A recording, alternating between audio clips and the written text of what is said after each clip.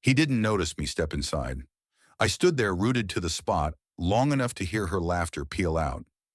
A sound once exclusively reserved for me, now lavished upon a stranger whose name was utterly foreign. Her delicate hand rested upon his arm, a gesture of belonging, as if I hadn't just dropped her off an hour earlier under the pretense of a rendezvous with a mutual acquaintance. Rissandra. There was no Rissandra. There was only him, a man in a verdant linen shirt, and the lounge's lone bartender, whose eyes flickered towards them with the keen observation of a theater critic.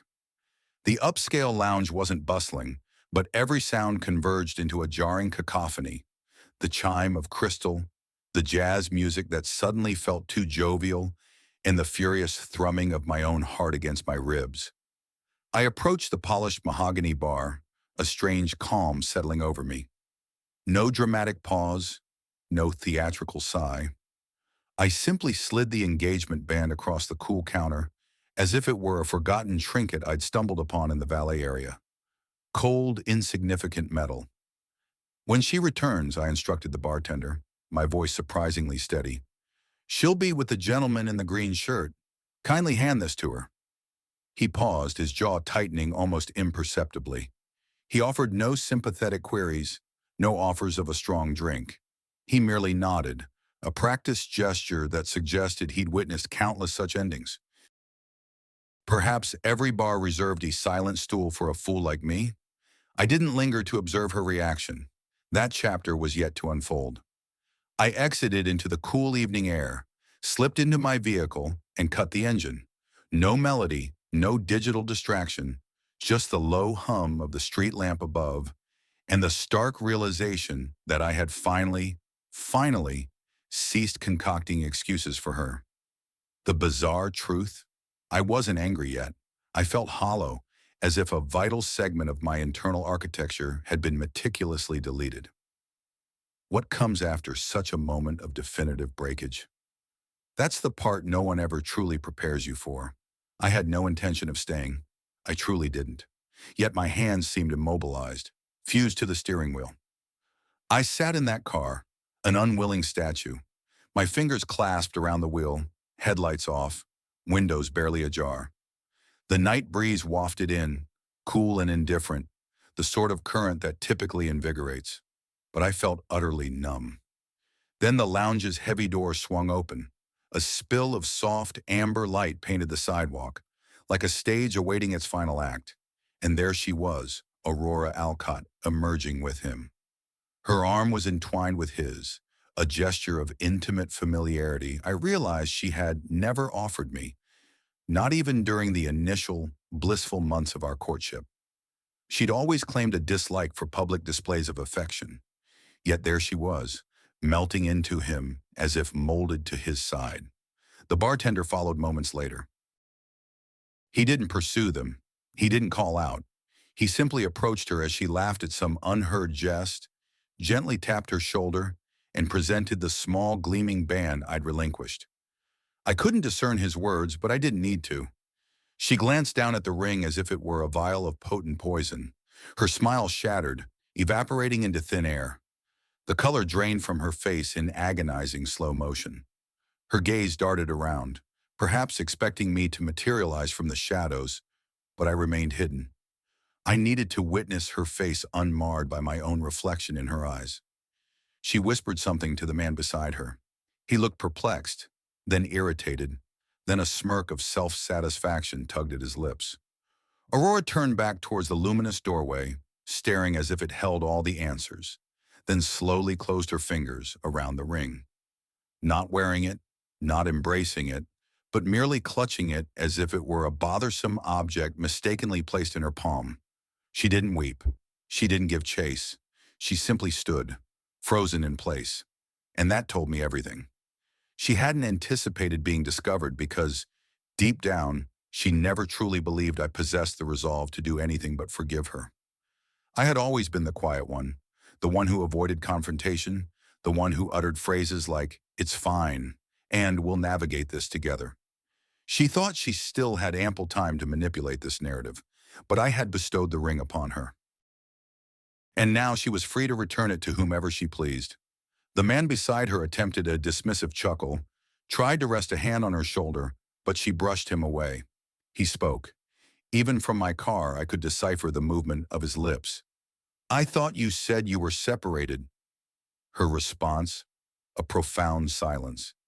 I embraced that silence as my ultimate closure. I didn't ignite the engine immediately. I remained there for another hour, perhaps longer, observing the parade of faces entering and exiting, pondering how many of them, too, were living a fabricated existence, donning rings they didn't merit, or holding hands with one person while another sat nearby in a darkened car, slowly unraveling. When I finally drove away, I didn't head home. I couldn't. The house no longer felt like a sanctuary. It felt like a crime scene, one I was still in the arduous process of scrubbing clean. So I drove aimlessly through the labyrinthine streets of a city that abruptly felt too loud, too vibrant, too unforgiving. And I pondered how long it would take before she released that ring and began to rewrite the definitive ending to our story.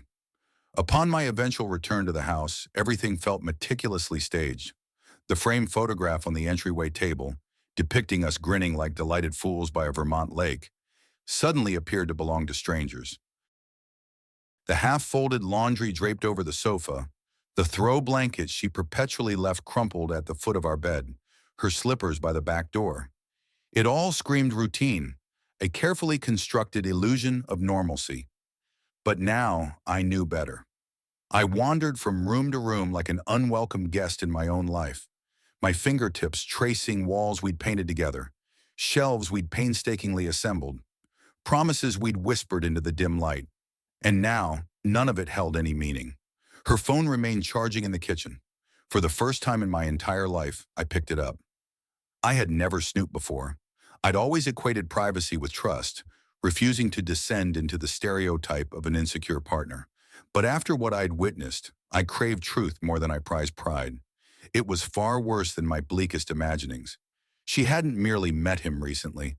There were photographs, intimate selfies captioned with inside jokes, screenshots of restaurant reservations, even her in that emerald dress I'd bought her last Christmas. The very dress she'd claimed was too snug for our anniversary dinner. Posing with the caption, "Guess who gets to see this tonight?" Sent not to me, but to him. There were voice notes too. My hands were trembling as I did this. But I listened.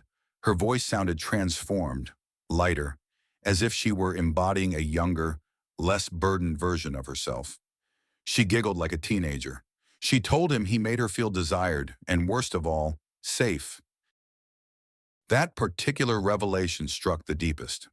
Because if there was one thing I had consistently striven to offer her, it was safety. Not merely financial, but emotional. I was the one who had stood by her when career setbacks left her adrift, who cleaned up the wreckage when her mother passed, who held her as she collapsed in the shower, consumed by grief. And now she was crediting that sense of security to some man who likely didn't even know her middle name. But I did not rage. I did not shatter a plate or punch a wall. Instead, I packed, not my belongings, but hers. I moved through the house like a specter, methodically emptying drawers, folding clothes, placing them gently into boxes. No dramatic tearing, no trash bags, only deliberate, resolute motions. I didn't want her to return to chaos. I wanted her to return to a mirror, one that unflinchingly reflected precisely what she had meticulously built and what she had irrevocably destroyed. I left her a concise note, devoid of poetry or anger. It simply stated, "He can have you, but not this dwelling. Not me. Not anymore." I placed the note where her slippers usually rested. Then I took one more item, not out of vengeance, but for an unequivocal sense of closure. I retrieved the wedding album from our shelf, not to incinerate it, not to shred it. I simply didn't want her rewriting the ending years from now, claiming I had vanished in a fit of rage. I hadn't. I had departed with clarity, in silence, and with my self-respect intact. That very evening, I secured a modest Airbnb in a neighboring town. One room, no television, no scenic vista, just profound quiet. For the first time in years, I slept through the entire night, unburdened by the anxious anticipation of her key turning in the lock. The following morning, I reactivated my phone. 27 missed calls, 14 text messages, one voicemail beginning with, "What the hell, Dorian?" and ending with a hollow silence. She offered no apologies. She didn't inquire about my well-being. She simply declared, "We need to talk." But the truth was, we absolutely did not. I didn't respond to any of her messages. Not to engage in games. Not to punish her with my silence. But because for the first time in my life, I needed to witness her effort. I needed to see if she would genuinely fight for the very thing she had spent so much energy quietly dismantling. And inevitably, by mid-afternoon the next day, a knock echoed on the Airbnb door. I didn't answer immediately. I sat on the edge of the bed, my heart hammering against my ribs as her knocking grew more insistent. She hadn't called ahead. She hadn't inquired about my state of mind. She simply arrived as she always did, assuming she could simply walk back in and explain everything away. When I finally opened the door, she stood there, sunglasses obscuring her eyes despite the overcast sky, arms crossed as if bracing for a confrontation. But the instant her gaze met mine, her carefully constructed confidence fractured. "Dorian," she began, her voice strained. "What is going on? You scared me half to death." I stepped aside, granting her entry without a single word. She swept into the small room as if she owned it, as if she still believed this was merely a misunderstanding we could resolve over a cup of herbal tea. "I don't know what you think you witnessed," she stated. "But you were with him," I interjected quietly. "At the lounge, laughing, touching. I saw it. Then you were handed a ring. Do you recall?" She froze mid-stride. It was the first time in years I had ever interrupted her. I witnessed a flicker of panic flash in her eyes, swiftly followed by that familiar narrowing of her brows. The same expression she adopted when cornered in a lie too flimsy to sustain. "It's not what you imagine," she insisted, removing her sunglasses. "He's merely an acquaintance I've known for a while. We were simply conversing. That is all." I remained motionless. I did not raise my voice. I merely stared. She began to speak faster now. "Things have been tense between us, Dorian. You've been distant, cold. I've been lonely. I didn't know how to communicate with you anymore. And I swear nothing serious has transpired." I finally spoke again. "Would you prefer that I recite the message you sent him on the night of my birthday?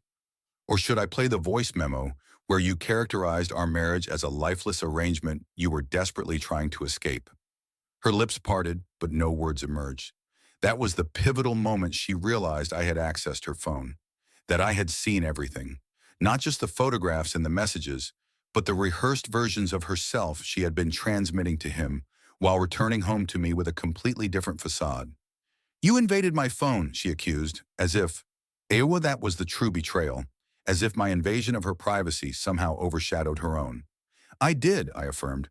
"I also carefully folded your cashmere sweaters, boxed up your entire collection of jewelry, and left everything you cherish in the guest room. You may retrieve them when you are ready." "I made a mistake," she whispered, her voice barely audible. "A stupid mistake?" "No," I replied. "Mistakes occur once. You made a decision, repeatedly." She looked at me as if I were a stranger, someone she had no blueprint for handling. And truthfully, I didn't recognize this version of myself either. I wasn't shouting or pleading or weeping.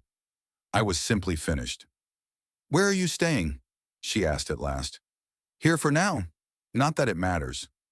She drew a deep breath, her gaze sweeping around the sparse room as if she might unearth a tangible piece of me to cling to. But there was nothing left. "You're just going to abandon everything," she said, a hint of accusation in her tone. "No," I countered. "You already did. I'm merely catching up." The instant she departed that room, something profound within me settled into a deep quietude. Not broken, not shattered, merely still, like a radio that had at last ceased its maddening static. She hadn't wept. She hadn't pleaded. Not even a genuine apology. Just a hollow performance of remorse, utterly devoid of soul. And the most agonizing part? She still clung to the belief that, given enough time, I would inevitably crawl back to her, that I would miss the faint scent of her shampoo, the familiar cadence of her footsteps, the deceptive warmth of our cold bed. She truly believed she still held sway over my narrative. She did not. That night, I retrieved a worn notebook, one I used to fill with mundane to-do lists, and began compiling a new one. But this time, it contained neither groceries nor weekend errands. It was titled Erase the Blueprint, because every facet of my existence had been meticulously constructed around her. My routines, my geographical location, my social circle, even my hairstyle.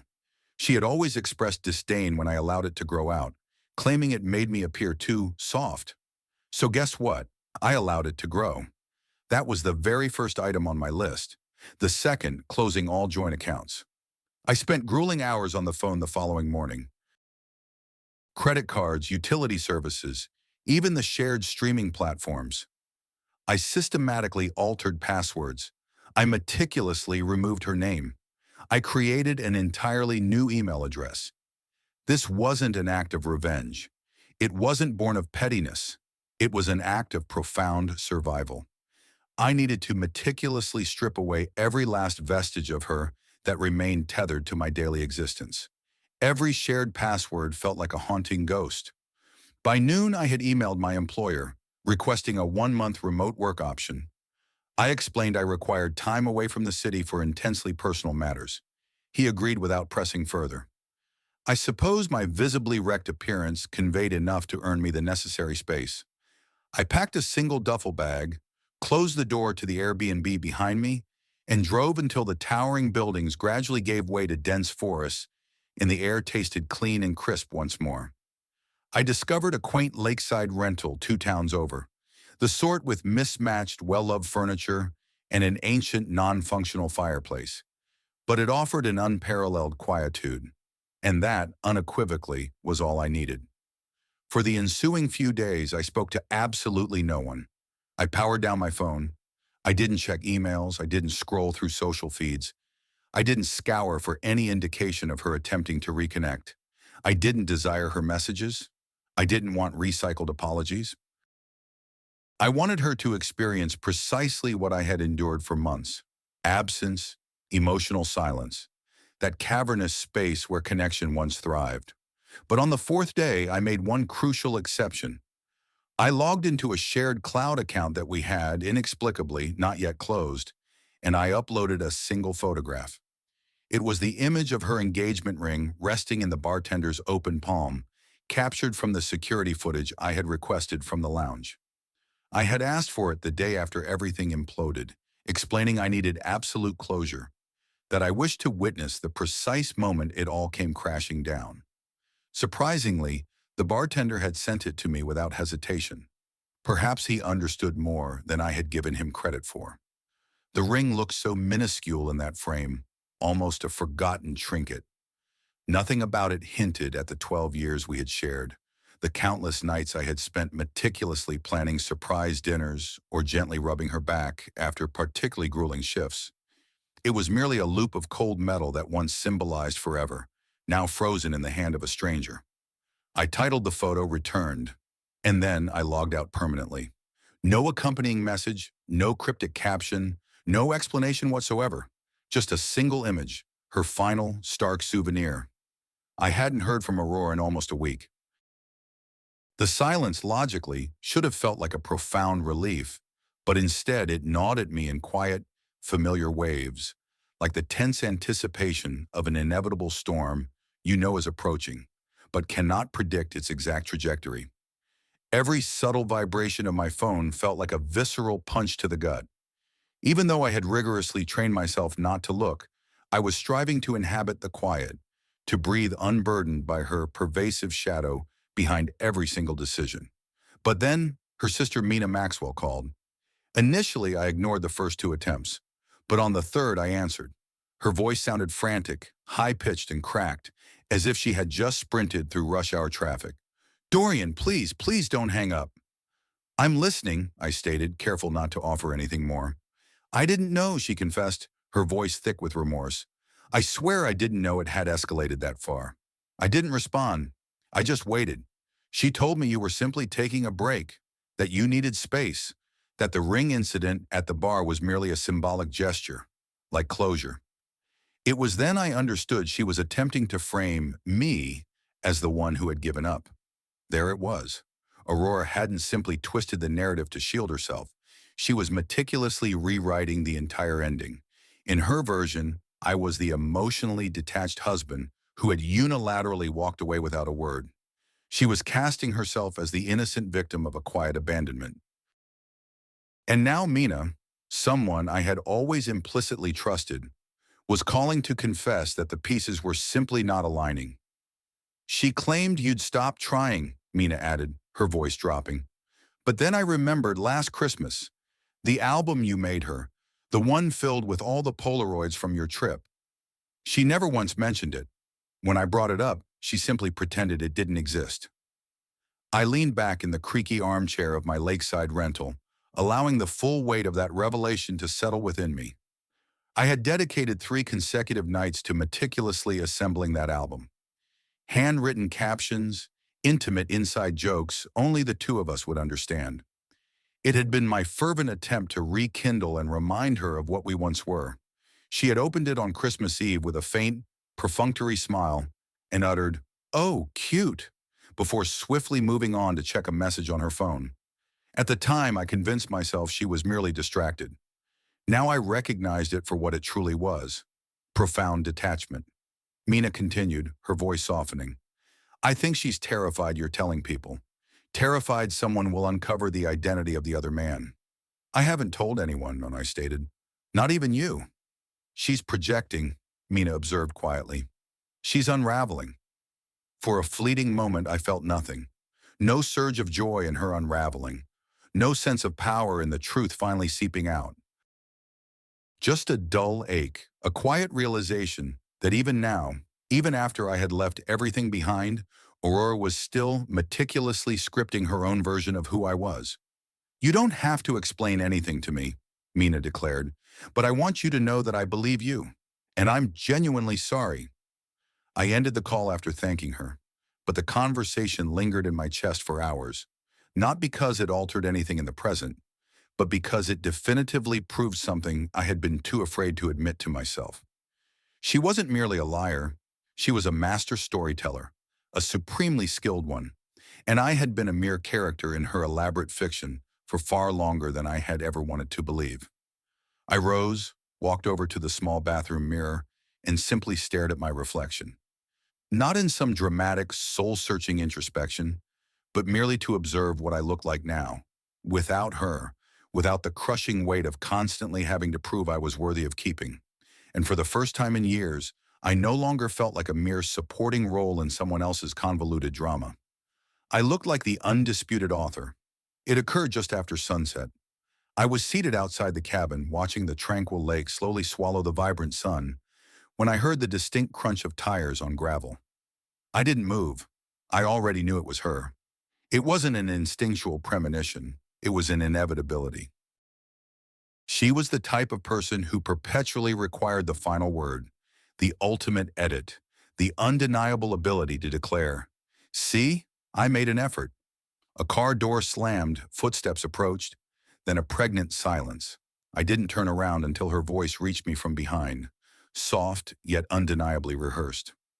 "I thought I'd find you here." I slowly turned my head. She stood with her arms crossed, the evening wind tugging at the sleeves of her denim jacket, the very one I had purchased for her 2 birthdays prior. The one she had proclaimed made her feel like a work of art. I offered no words. "Dorian," she began, her voice strained, "I know you believe there's nothing left to say, but there is. I truly need you to hear me out." "You mean like I heard you out at the lounge, or through your revealing voice notes?" I inquired, maintaining an even, level tone. "Because I've done a considerable amount of listening lately." She flinched but stubbornly pressed on. "I was disoriented. I didn't intend to cause you pain. I felt trapped, stifled by routines. It was as if we were merely going through the motions." "You mean like marriage?" I countered. "Because that, at times, is precisely what it is. Choosing to show up, even when the shine has worn off and it's no longer new and exciting." She took a step closer, her eyes now glossy with unshed tears. "I didn't fall out of love with you, Dorian. I simply forgot how to feel it." I emitted a short, mirthless laugh. Not loudly, not cruelly, just hollow and utterly exhausted. Do you comprehend what I did the day after I left? I meticulously packed up all of your belongings. Every single bracelet, every silk scarf, every framed photograph. I didn't even break a single item.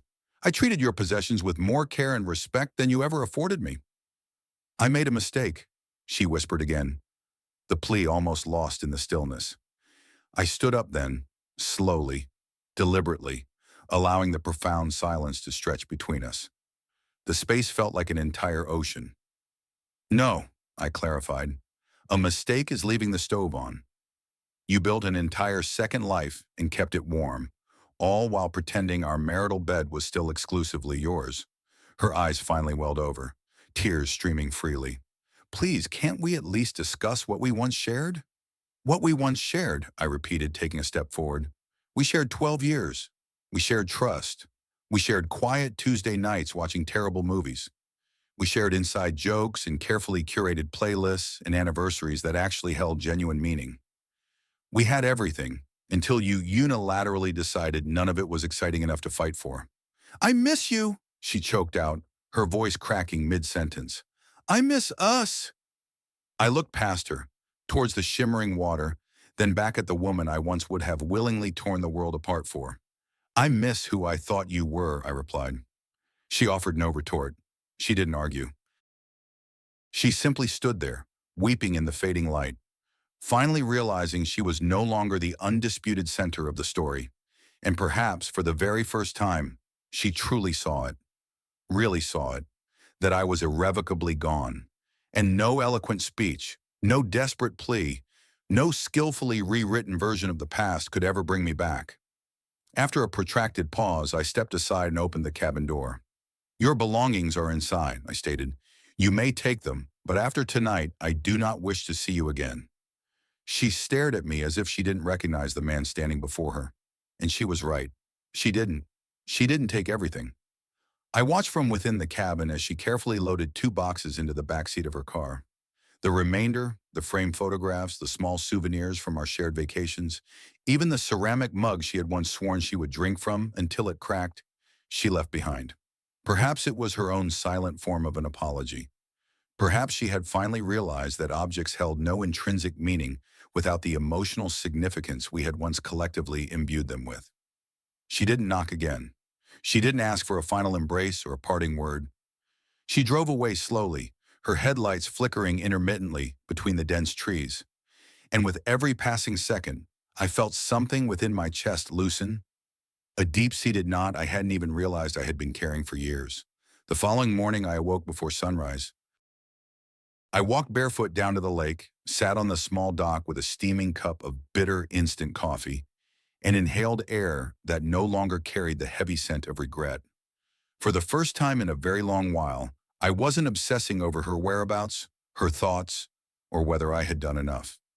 I wasn't rehearsing imaginary comebacks or endlessly rewriting painful memories. I was simply present. Later that week, I signed the divorce papers. No histrionics, no dramatic courtroom theatrics, just a clean, decisive line drawn across a page, like the definitive end of a sentence that had gone on for far too long. She didn't contest anything. Perhaps she, too, understood there was truly nothing left to fight for. Or perhaps, in her own complex way, she had finally let go. And I did not vanish into bitterness or become hardened by the experience. I remained in that small lakeside cabin for a few more months. I revisited long-abandoned hobbies, photography, sketching. I even resumed journaling.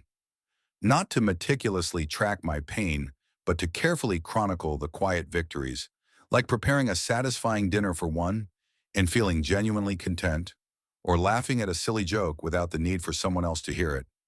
Eventually, I relocated to a new town, secured a modest apartment situated above a charming used bookstore, and began an entirely fresh chapter.